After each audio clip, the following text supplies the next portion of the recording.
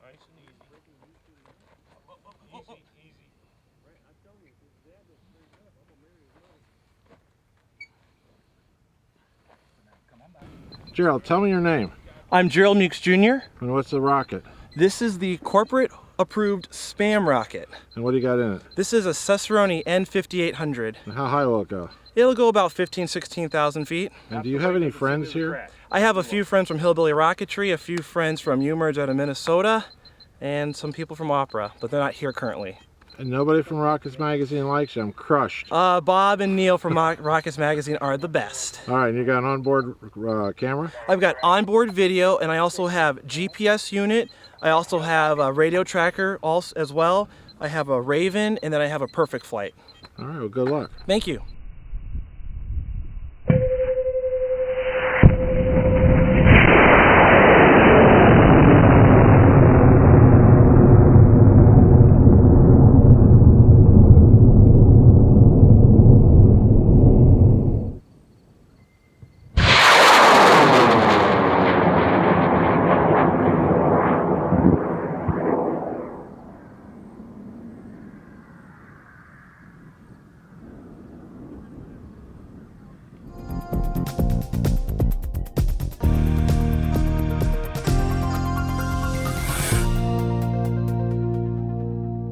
Hello, this is Gerald Meux Jr., originally from Phoenix, Arizona, currently living in Minnesota in the man cave here in Prior Lake, Minnesota. Just doing a little follow-up from one of the rockets I flew Monday afternoon to LDRS. It was the 6-inch diameter Ultimate Wildman, I call it the spam rocket.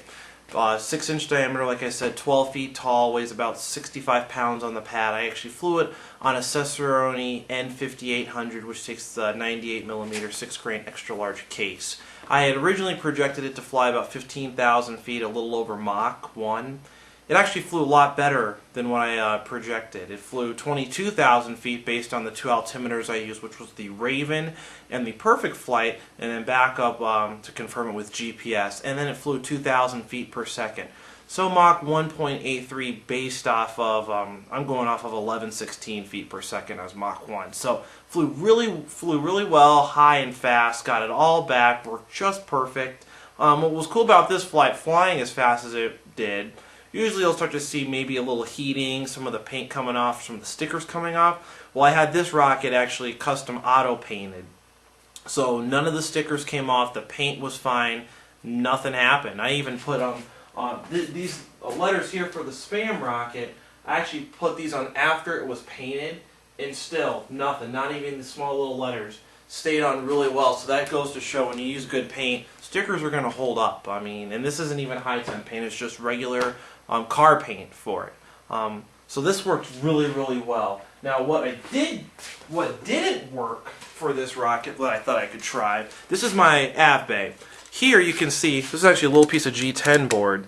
I had a Booster Vision camera as my onboard video, has a little channel on that camera, so I had it fit right on this G10 board, and then I had it zip tied down. Well, it ripped that right off. So there was just one zip tie, thing was gone, so that didn't work. So that would have been nice to have that, but not everything can go perfect. I'd much rather have the whole rocket back intact than, you know, losing a camera. That I can live with that. Also, tried something new here. This is my first time at attempting GPS. This is my tragic little aerospace unit that I had in the nose cone. So this is the GPS antenna here, and then this is the transmitting antenna that sends it back down to my netbook live data as it's flying. So this actually successfully worked. What we're going to do is I'm going to take the camera off of my mount here and show you to my little netbook actually where it was going. So this was kind of neat to see us driving out to the site, it flying, it being coming down under parachute, us picking it up, driving it back to the base, to our base camp. So that was kind of cool to see that. So what we're going to do is we're going to dock the camera off and I'll show you.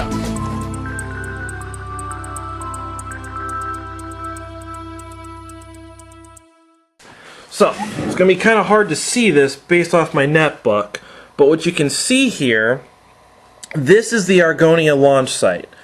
Right there, 44, that's 90th Street. So that's that main road there, and we fly off of 80th Street here.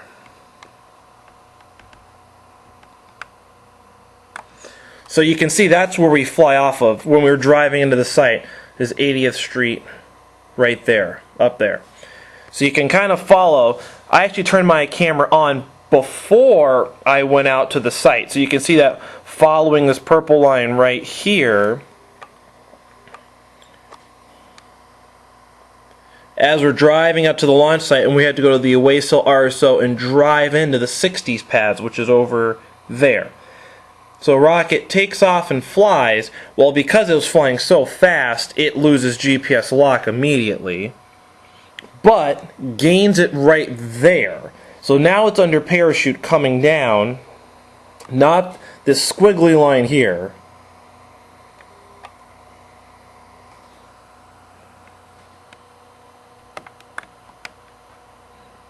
And it landed about 1.5 miles west of the launch site, as you can kind of see following it along this line here.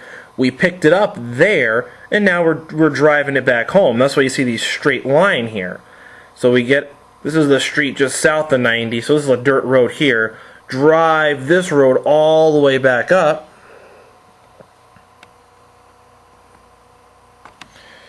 Kind of going right back way to our base camp. So that was kind of cool to get the GPS unit going there. So